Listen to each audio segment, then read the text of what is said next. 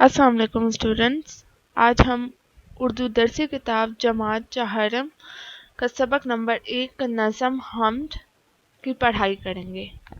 چلیں سٹارٹ کرتے ہیں۔ آسمان پر چاند تارے کتنے روشن کتنے پیارے، شان سے جو جگمگائے ایک خدا نے سب بنائے۔ سارے دریا سب سمندر اس جہاں کے سارے منظر، تیز دھوپیں اور سائے ایک خدا نے سب بنائے۔ سب خزائیں سب بہاریں سب درختوں کی قطاریں، گل کھلائے پھل اگائے ایک خدا نے سب بنائے۔ سانپ مچھلی اور کچھوے، مرغ بطخیں اور گھوڑے، شیر ہاتھی بیل گائے ایک خدا نے سب بنائے۔ نظم حمد کے شاعر کا نام اعجاز فیروز اعجاز ہے۔ نظم حمد میں ہم اللہ تعالیٰ کی تعریف بیان کرتے ہیں۔ بند نمبر 1 میں شاعر اللہ تعالیٰ کی تعریف بیان کرتے ہوئے کہتے ہیں کہ رات کو جب آسمان پر چاند تارے نکلتے ہیں تو ان میں سے جو بھی روشنی آ رہی ہوتی ہے، جب ہم ان کو دیکھتے ہیں تو وہ بہت خوبصورت لگ رہے ہوتے ہیں، اور اس سب پہ قدرت رکھنے والا صرف اور صرف اللہ تعالیٰ کی ہی ذات ہے۔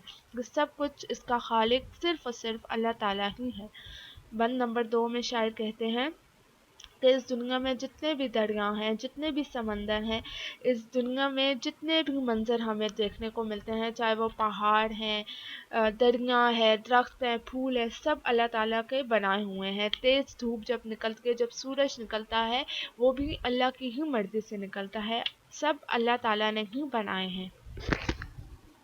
بند نمبر 3 میں شاعر اللہ کی تعریف بیان کرتے ہوئے کہتے ہیں کہ جب خزاں میں پتے گرتے ہیں، جھڑ جاتے ہیں، اور بہار کے موسم میں جب درختوں پر پتے آنا شروع ہوتے ہیں، یہ سب کچھ کرنے والا صرف اور صرف اللہ تعالیٰ کی ہی ذات ہے۔ یہ سب کچھ اللہ تعالیٰ کے ہی ہاتھ میں ہے، چاہے وہ باغ میں پھولوں کا کھلنا ہو یا درختوں پر پھلوں کا آ جانا ہو، اس سب کا خالق صرف اور صرف اللہ تعالیٰ کی ہی ذات ہے۔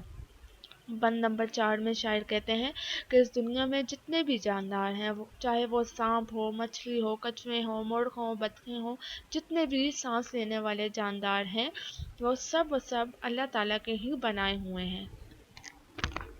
چلیں اب ہم مشکل الفاظ سے معنی دیکھ لیتے ہیں۔ جگمگائے روشن ہونا، منظر نظارہ، گل پھول، اگائے پیدا کرنا۔ امید ہے کہ آج کا لیکچر آپ سب کو سمجھ آیا ہوگا۔ اللہ حافظ۔